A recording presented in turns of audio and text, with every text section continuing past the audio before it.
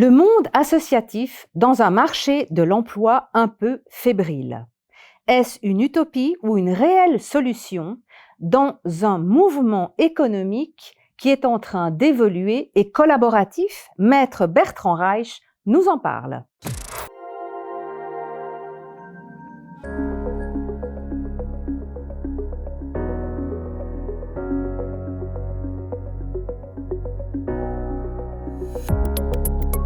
Maître Bertrand Reich, bonjour, bienvenue avec nous. Bonjour. Vous êtes un spécialiste du monde associatif dans la structure et le cadre du marché de l'emploi. Quel est l'état des lieux de ce secteur d'activité aujourd'hui? Il est un peu comme l'ensemble de la société, en mouvement, en fracture, en potentiel, en avenir.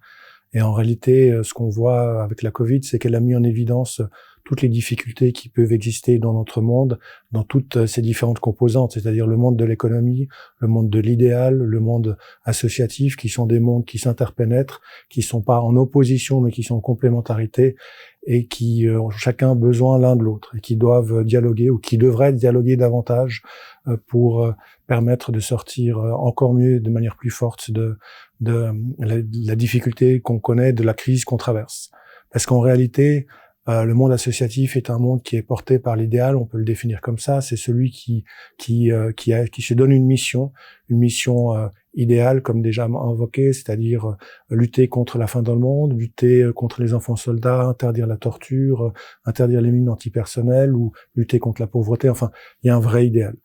Mais ce monde-là, il a besoin de l'économie pour exister. Il a besoin qu'il y ait une certaine prospérité pour que l'argent circule et que cet argent ensuite puisse être utilisé de manière idéale. Il faut donc qu'il y ait ce dialogue qui se maintienne et qui existe à Genève, qui est une ville, un canton qui compte beaucoup de mécènes et beaucoup d'associations, beaucoup d'organisations à but non économique, des non-profit organizations. Et pour que tout ça fonctionne, il faut que l'économie soit libre, qu'elle puisse libérer son énergie, que tout fonctionne bien. Et donc, l'état des lieux, c'est comme après une grande secousse, tout était un peu chamboulé, il y a des meubles qui sont par terre, l'immeuble est de travers, mais tout le monde est toujours là. La plupart des gens sont là, heureusement, et tout le monde a envie d'en sortir. Et il faut donc trouver le moyen d'avoir l'énergie, de libérer cette énergie qui existe. On voit bien que tout le monde est un peu sous pression, il y a une forte... j'allais dire un agacement, mais il y a des tensions, les gens sont énervés, parce que l'humain étant un animal social, il a besoin d'échanges, et que ces échanges lui manquent, et qu'il faut donc retrouver un équilibre et retrouver une dynamique.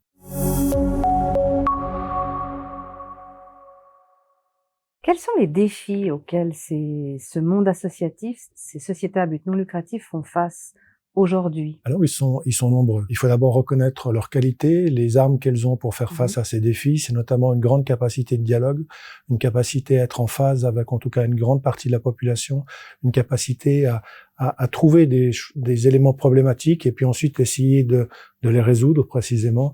Ces capacités, elles sont fortes. Ça fonctionne par le réseau, ça fonctionne par la discussion.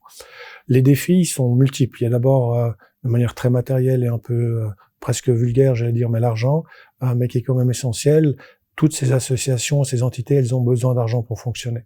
Leur but n'est pas d'en gagner, mais elles doivent avoir des ressources et c'est cette énergie, dans le fond, l'argent est une forme d'énergie qui leur permet d'engager du personnel, de développer des projets, de les mener à bien. Et puis, donc, c'est une problématique de financement qui existait déjà avant. Moi, j'étais actif dans un certain nombre d'associations ou d'organisations sans but économique et c'est toujours une partie du temps est consacrée à trouver le financement.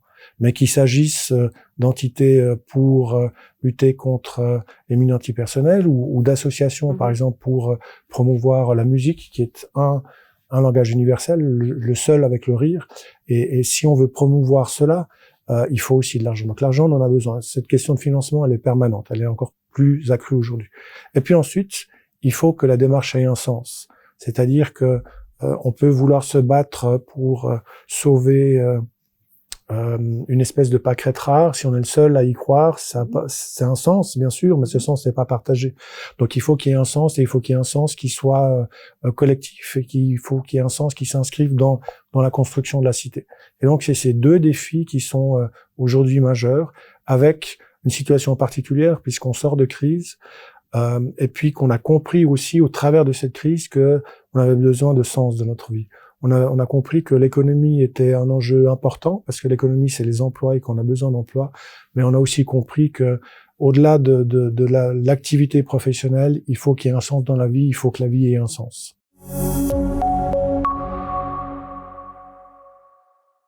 Donc les défis, ce sont aussi, on peut dire, certains défis sont des risques. Et typiquement de ne pas trouver d'argent, de ne pas réussir à lider un esprit de collaboration. Alors, quelles sont les tendances aujourd'hui pour ce monde des entreprises associatives pour pouvoir justement sortir la tête haute, reconnaître qu'elles ont un besoin et d'argent et d'esprit collaboratif, mais aussi que le public et les autres acteurs reconnaissent leur utilité, on va dire, sur le marché. Bon, ce qu'on a vu pendant la crise, c'est qu'il y avait un grand besoin d'aide, il y avait un grand besoin de solidarité, un grand besoin j'allais dire, de fraternité ou de sororité. Et ça s'est reconnu par le fait que, alors pour parler des Genevoises et des Genevois, ils ont répondu à l'appel. Quand on leur a dit, on a besoin, il y a des gens qui n'ont pas de quoi se nourrir, beaucoup de Genevoises et de Genevois sont allés au Vernet, sont allés amener des paquets de nourriture, sont allés amener des couches pour les bébés, sont amenés beaucoup de choses. Et donc, ces échanges à l'intérieur de la société, ils fonctionnent bien. Cette crise, elle a mis cette réalité en évidence pour ceux qui l'ignoraient. En réalité, la Fondation Partage, malheureusement, existait déjà avant, et je dis malheureusement parce que elle est révélatrice des difficultés qui existent, et d'une part de la population qui vit dans un état de pauvreté qu'on n'imagine pas et que les statistiques masquent. Donc aujourd'hui, on doit prendre conscience de cette réalité-là, et puis on doit prendre conscience aussi du fait que parfois, les choses se passent de manière, j'allais dire, non structurée, presque spontanée, justement au travers d'associations qui fonctionnent, qui récoltent des dons et qui font que ce dialogue à l'intérieur de la société fonctionne bien. Si on compare la Suisse avec d'autres pays limitrophes ou ce qui se fait un petit peu ailleurs, est-ce que ce monde associatif est le même chez nous que dans d'autres pays, soit francophones, soit d'autres origines, ou est-ce que la Suisse, au vu du nombre d'organisations à but non lucratif, est un exemple dans ce domaine? Alors, elle est un exemple de par sa diversité et aussi à raison du fait que c'est un des sièges mondiaux de l'ONU, c'est le siège pour l'Europe de l'ONU et les organisations qui sont liées à cela. Genève est le lieu où il y a le plus de conférences au monde pour la paix. Pour toutes sortes de raisons. Et donc, dans ce terreau fertile-là, beaucoup d'associations et de fondations se sont créées pour lutter contre la corruption dans le monde, pour lutter contre la criminalité à l'étranger, pour toute une série de projets qui se développent au niveau mondial.